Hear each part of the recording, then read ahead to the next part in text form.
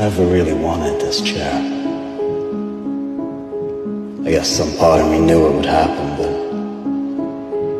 I always dreaded the weight of it, the responsibility. The truth is, I can barely make the right choices for myself. I've been trying to take this club in a direction I thought made sense, to move us away from all the outlaw shit. That hasn't worked. I think some part of me was trying to buy back all the bad shit I've done. For the people I've hurt.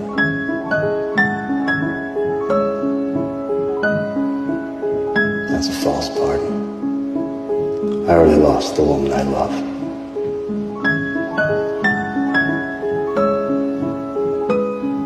I'm not gonna lose my